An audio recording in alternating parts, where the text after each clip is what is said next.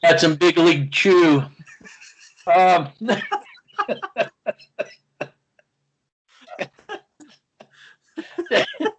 Denver Broncos, Mile High View, no commercials, no bullshit. Well, there is some. Don't go get on our case too much. We do have a ray of hope for the Broncos, and it's the third round because it's the only round that really saves their ass in this draft. You gave them a D. I'm giving them a C minus. But explain about the how this third round out of nowhere came. This 180 degrees from the stupidity of everything else they did. So those two picks at the end of the third round saved this grade from being an F. Those guys, the guy from Wisconsin, Whitewater, I was a huge fan coming out. I was a huge fan of his coming out in the draft. I think this guy can replace Lloyd Cushenberry at the center position. I think this guy is an absolute stud at his position. He is the type of offensive lineman that you want in today's NFL. He sets an attitude on this offensive line, number one. Number two, he has better leverage technique than Lloyd Cushenberry does. He doesn't get pushed back on a consistent basis like a Lloyd Cushenberry. And the number one thing I look at, there's actually two important things I look at in the offensive lineman. Is number one is your footwork and how quickly you can recover from getting beaten on a hand movement from a defensive lineman or something else, a Swiss move or whatever. I think that this Wisconsin Whitewater pick, I gave it an A because he fits what you need in today's NFL. You need a guy at the center position, at the point of attack, that can set the tone for the rest of the offensive line. So what does that say about the Cushenberry pick that everybody would thought, oh, it was, well, not everybody, but a lot of people were saying how wonderful that was. Well, I think with the Cushenberry pick, he was a third-round pick, Lloyd Cushenberry. But if you think about it, this guy was also a third-round pick. So I don't think the organization is full. I don't think the organization fully trusts Lloyd Cushenberry because I think he got exposed more often than not. Who was saying that? Who was saying that? Yes, you didn't hear the other guy saying that. You heard it from here. Now they went and got that problem taken care of. Explain Wisconsin, why Wisconsin produces these really high-tier offensive linemen. Well, he's not from the University of Wisconsin, but he is from Wisconsin Whitewater. I lived in Wisconsin for about 2 years.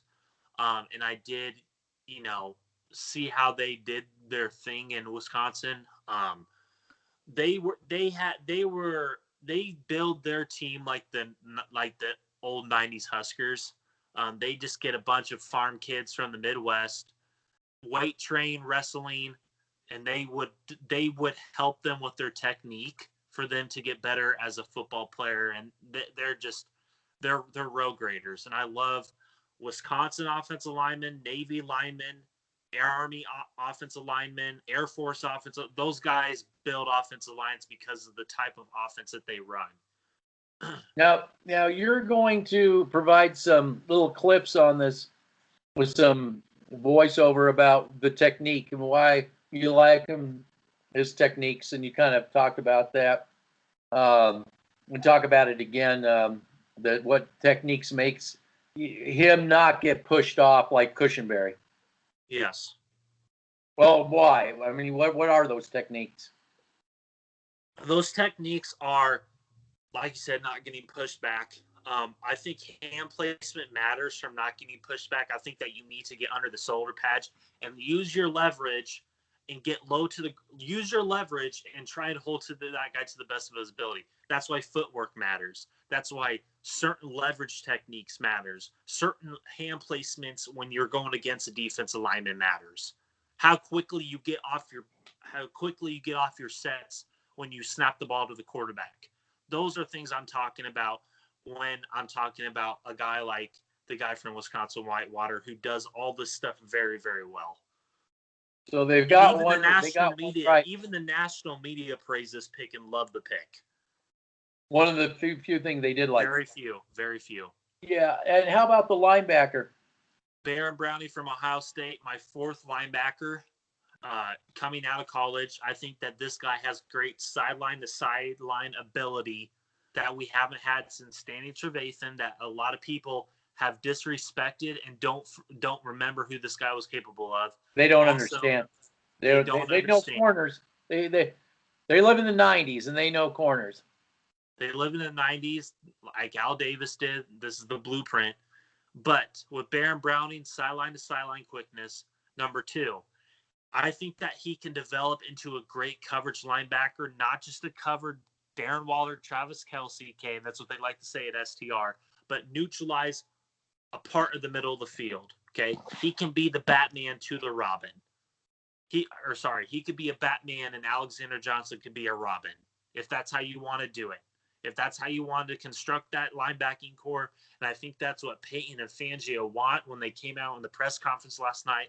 I think that's how they're envisioning Baron Browning.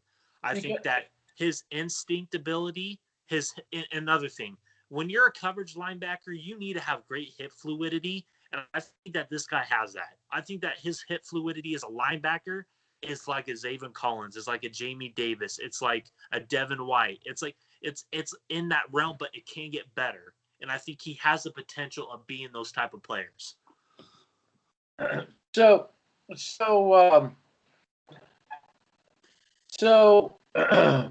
there's some distraction here. I'm sorry about that.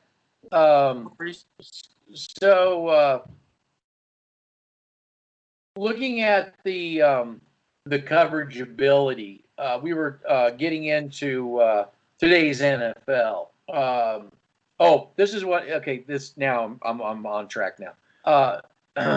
Fangio runs a zone, so he understands that linebacking aspect of coverage of keeping a certain field. Basically what Tampa was doing. The Tampa philosophy: take that first read area away from whoever the quarterback is. You get that with the Fangio defense. So he fits in with the Fangio defense in that regard. Yeah. Correct? Correct. Okay. Sorry, it took me a while. There was things going on, and I was cutting stone all day, so my brain had to catch up to my body, and it did. You're fine. So we have two needs that needed offensive line, obviously. And, it's almost like with these picks, it was almost like a dying man in a desert that needs water. So I'll bring you salt, you say to the man. I'm going to bring you flower petals to the man. But the man needs water. It's just like this organization. It needs to be built it's just lacking that inside-out approach. Those two picks are the philosophy that me and you have, basically. Those two picks are the type of picks that this team needs to consistently make on a draft-to-draft basis and a player personnel acquisition basis. None of this corner bull crap, none of this receiving bull crap, none of this halfback bull crap, because I think you get halfbacks undrafted in later rounds. You need to build the offense, defense line, and linebackers for a team to be successful in the National Football League. That's the national analysis. That is what the national people said, and that's what real organizations do. Now, we broke this draft up into different videos, but I want you to tell me, we're going to go a little off topic here from but not really. With the offensive lineman that they picked up, you say you think Reisner is going to be better. I do. We still have a huge problem on the right side. One, we don't know if how many games, or if even any games. What you're going to get with Hot Tub Time Machine, and Glasgow still is average at best. I think he's average at best. I think that Nate Moody needs to get more looks, because I liked what he showed last year when he got the playing time. See, those are the type of players I'm talking about. Garrett Bowles, you can have Garrett Bowles there, whatever. Lloyd, if Reisner produces this year, you can have the guy from Whitewater, you can have Nate Moody, and then you can get your right tackle for the future. I think that's a way better offensive line than Garrett Bowles, Dalton Reisner, Lloyd Cushenberry, Graham Glasgow, and Hot Tub Time Machine, who will play one snap a half. So with the Broncos and Elway's ego paying Glasgow what they're paying him, will Moody get that chance? No. Because that's how they roll, right? That's how they roll. They're shoving him like they did Melvin Gordon down our throats when they signed him. They would rather sacrifice a better player in Philip Lindsay and even a better player in Tay Moody, who's better than Graham Glasgow, for John Elway's ego. That's basically what it is. Well, John Elway isn't a part of the organization. Look up John Elway on Google, and he'll say Director of Player Personnel, and you'll read what that means. You're talking facts. That's what I'm trying to do. Provide the truth. That's all I want. That's what I'm trying to get in. That's what I'm trying to provide people. I'm not trying to provide you bullshit, trying to provide you propaganda that's different than the Broncos. I'm trying to tell you that this team, the way they're building this team is like the Browns used to do, like you said, the 90s Raiders, the Bengals, the Jets, even the Jaguars. Yeah, they're stuck in the. I'm going to keep bringing that up. This is an organization stuck in the 90s. And that makes sense because Elway's running it. Elway's still stuck in the 90s. So also he sees Kansas. I see Kansas City. I need Shermer. I see Kansas City. Well, if last year doesn't tell you when they went Jerry Jeudy and KJ Hamler. I love KJ Hamler more than I do. Yeah, he became a surprise. I wasn't. I love KJ Hamler. Yeah, he really became much more efficient than he was, I thought, as a pass receiver than he was even in college. I think because he put in the work. He didn't complain on Twitter. He didn't, pout on the sideline when he dropped the ball and throw his Hamlet on the ground. And I think you bring up something very important here. When you looked on the sideline when they would pan over there, the players didn't want anything to do with him. No, they didn't. That's what I saw. They didn't want anything. That's a great point. Yeah. Yeah, and I'm hoping Sutton isn't going to put up with this garbage. I mean, Cleveland, to me, looked like a much better receiver than Jeudy. Oh, by far. He knew where the soft spots were in the defense. And Jerry Jeudy, all he is known for is great route running, but yet he would give up on routes. Well, he would drop. He was dropping but he would not give up on routes because I think Jerry Jeudy is a fine route runner, but he's not this all-world great route runner that they were portraying as him to be. I think that he's a really good route runner, but the two things I see, or actually multiple, attitude problem, doesn't catch the football, and he gives up on routes. And he's afraid to catch the football in the middle of the field and get hit. And you should go ask Rod Smith and Ed McCaffrey, who were notorious for catching balls like that. I showed that film. I showed him. He could have caught that ball, and he's got ghosts. So yeah, no, that doesn't cut it. You're out of here in my book. I've seen better. I didn't like the pick to begin with because you basically passed up on an all-world right tackle in Tristan Wirfs, who just won a Super Bowl, and players rave about saying that this guy's one of the best tackles I've ever seen, and he's one of the best tackles I've ever played against. And we're probably going to say the same thing with the Surtain pick when it's all said and done too. Yeah, probably. That he shouldn't have been picked as high as he was. That's Elway. And that was an Elway pick. Slater thriving at the Chargers, and you're going to have Collins thriving in Arizona, and Jamie Davis thriving with the Redskins. Yeah. Yeah. This team doesn't know how to build. This team does not know how to build properly. Those two picks, I hated. Who's in charge of player personnel again? Who's in charge of player personnel? John Elway. Oh, John okay. Elway, the director of player personnel. Go look it up. Oh, you're making it up. You're making it up. Yeah, okay. That's not what you could go on the Denver. He got fired. He doesn't even go to the Valley. He's got fired. Yeah, he just got fired. Yep. You go on the Denver Broncos website and look up the staff. It literally says director of player personnel, but the fans are just lazy now. They don't want to take the time and the effort to do that, so they're proven wrong. But let me just say this. I hated the Surtain pick. I hated the Javonte Williams pick. I love the Wisconsin Whitewater. I love the Ohio State pick. The two safeties didn't make sense to me. The other corner from LSU didn't make sense to me either. Another corner. Well, the guy from Texas can't even tackle. Yeah. And then you got the guy Cooper. I'm a big fan of Cooper. I think he's a good depth piece, but he's not a starter. And then you get another guy in the 7th round. Well, he probably won't make the roster. So like, it's all over the place with this draft. No, they wanted that quarterback that San Francisco got, Trey Lance. That's what they give up on people. They can't develop anybody. They can't develop anything. If they do develop a player, they'll kick him out of town. Well, he walked on. I didn't draft him. Well, he laughed at you when he drafted Williams, so. Did you imagine Rod Smith wouldn't be here? One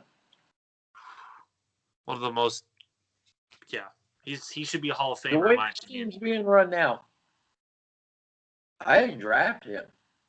He's making my draft picks look bad. Oh yeah. Can't make this stuff up. No, all right. The truth. So we got 2 picks we really like here. Definitely for sure. Great A's. It's the only thing that saved this draft. This whole draft. So very underwhelming draft. 3rd round, a real surprise. They actually did something that made sense for a change. Not only just made sense, they actually got good players doing that. Whoever was in charge of the 3rd round, they're a keeper, whoever they are. And here's the thing I want to end with this. I'm hearing George Paton, too much talk about George Paton. This is what I honestly believe how it's being run. As the general manager, George Paton. George Paton everybody has to bow to God Elway. Round 1. That's your pick, Elway. We all know that. Everybody wanted to make sure that got out there, in fairness. So, since it's a defensive player, that falls next on Shermer. Since the defensive player was picked by Lord and Savior Elway, you, Shermer, now get the offensive player. And I believe that was Shermer's, and I explained it when I did the running back, that why he felt that the rumor was that he needed pass pro. He needed a guy who could run and pass pro. But you broke down film and said, I've never seen this guy blocking at all. So that's just STR, just hot air from them. So after that, they came the 3rd round. Now, the 3rd round, maybe it was because there were 2 picks. Munchak, you get a pick. And Fangio, you actually get a pick, Fangio. This is your actual pick. That's how I think that 3rd round went down. And then somebody else handled these later rounds. Cecil Lammey, probably. I don't know. But because they were horrible. They were terrible. This Texas, it just not only with the off-field issues that the guy had. Okay, fine. But I mean, this guy has a laundry list of weaknesses here compared to his short strengths. So the coaching staff's going to have their hands full with him. That guy doesn't even sound like he's going to make. It's going to be another special teams disaster. Another guy who can't even play special teams. Most likely. That's what that pick reminded me of. So that I'm saying, I appreciate a safety being picked that maybe is worth something and can be developed. That could be the 2nd guy. Okay, so that may have saved that from a complete F. So I would call it maybe a D or a D minus D. 7th of these later rounds are pretty much irrelevant so far because we don't, I don't know. No, I don't. Because at that point, it's a crapshoot, and it's all up to coach and the individual. Yep. So the grades, the final grades for me is C minus, only because Surtain at least maintains a C, and just, Oof. I mean, I can't say he's a D corner, but he's not, definitely not. He's C material. Who must have good press coverage, because he's certainly overhyped. There's no doubt about that.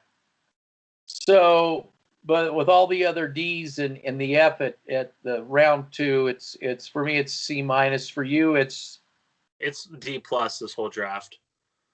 D plus. This whole draft, the Whitewater and Browning saved it from being an F. Yep. So yeah, and so the national consensus though is kind of agreement with us. They weren't, and I know a lot of people think it's because they didn't draft a quarterback, but that's not it. No, it's not. It was the actual picks they picked. Yep. Yeah. So with that, anything else? You do have, okay, we do have Surtain film, breakdown between Surtain and Horn. That's coming. You said that you did offensive line. Yep, and Browning. And Browning. You got to get those, voice over them. I'll put them up. Will do. I got work tomorrow, so it may be a little later. I'm going to try to get these up tonight. Okay, it's already 10:15 my time, your time. I got to wake up and drive back home, so. Yeah. So. Be safe. Will do. Yeah. And I guess we'll just have to wait for the season. I guess we'll try to talk about some stuff, but I guess next is just wait and see, I guess. Well, wait and see. We can talk about, just continue to see what STR slams are. Rodgers. Yeah, Aaron Rodgers. There we go. All righty. All right. Take care. You too. Bye-bye. All right. Bye.